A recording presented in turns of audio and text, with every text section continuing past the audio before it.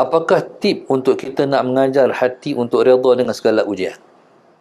Yang pertama, kena ada ilmu. Ilmu tak ada, kita tak kerti nak redha dengan semua ujian. Ujian ni Tuhan bagi kepada kita sesuai dengan kita. Kadang-kadang kita kata, dia tu beratnya ujian dia. Tuhan dah bagi kat dia kekuatan untuk menghadapi ujian tu. Pasal apa kita kata berat? Sebab tu tak berlaku kat kita. Ujian ni Tuhan buat pasal kita mampu menghadapi.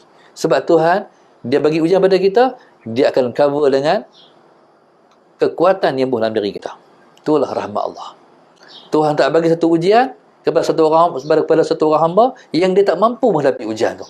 Tuhan akan bagi pada dia kemampuan untuk dia menepasi ujian tu. Itu rahmat Allah. Baik. Ujian ni demi besar. Tapi dia akan mengurang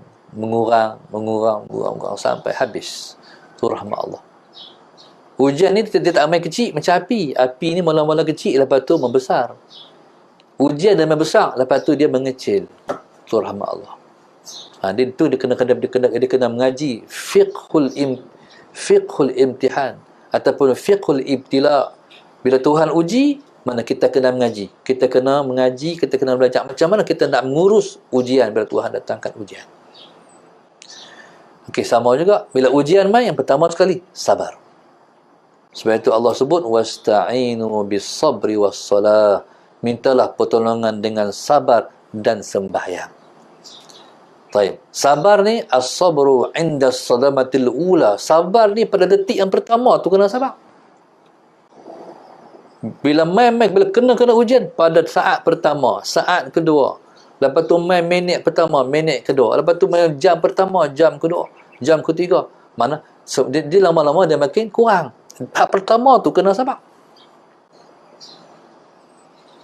Jadi bila kita terima dengan sabar. Sabar ni makna apa? Sabar makna kita tak mengadu pada sesiapa kecuali kita mengadu hanya kepada Allah. Tu makna sabar. Bila kena ujian, langsung pergi cari orang. Tak sabar orang tu. Kena ujian, ambil wuduk, salat. Kena ujian, jangan hambat orang ni. Jangan. Pergi minta tolong orang lagi. Bayang hajat, minta Allah tolong, lepaskan. Itu makna sabar. Okey, jadi subhanallah, Tuhan bagi ujian apa hikmahnya? Yang pertama, sebab Tuhan nak hapus dosa kita.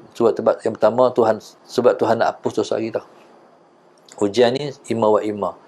Yang pertama, Allahumma salli ala sayyidina Muhammad, Tuhan nak bagi pahala kat kita. Yang kedua, Tuhan nak hapus dosa kita.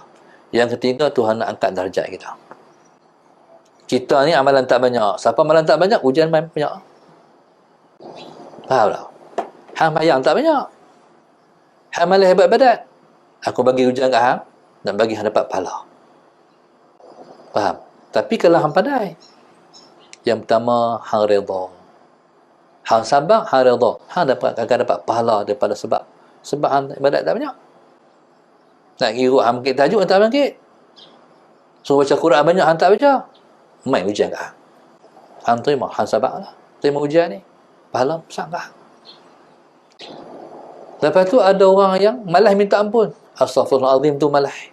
Nak kata sehari 70 kali pun tak ada. Tuhan bagi ujian sebab Tuhan nak hapus dosa dia. Dah tak mau kata astaghfirullah sangat. Pilih nak kata astaghfirullah apa? Main ujian. Allahumma salli ala sayyidina. Okey.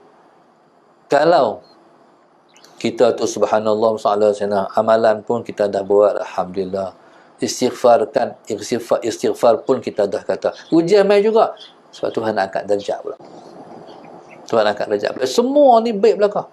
Ni sebab tu ujian ni kita boleh terima, kita boleh hadapi kalau kita ada ilmu. Kalau macam tu, tak apa. Sebab aku faham lah. Betul. Aku memang amalan tak banyak. Dosa aku memang banyak. Aku pun jangan kata astaghfirullah. Bila ambil ujian, kita faham. Oh, Tuhan kasihan. Tuhan sayang kat aku ni. Tuhan ingat kat aku ni. Dia sayang kat aku. Dia nak bagi pahala kat aku. Dia nak bagi aku masuk syurga. Dia nak angkat darjat aku ke sisi dia. Waktu tu kita kata apa? Terima kasih Tuhan. Tolong peringat aku. Tolong bagi kat aku. Jadi subhanallah. Allahumma salli ala sayyidina Muhammad. Taib.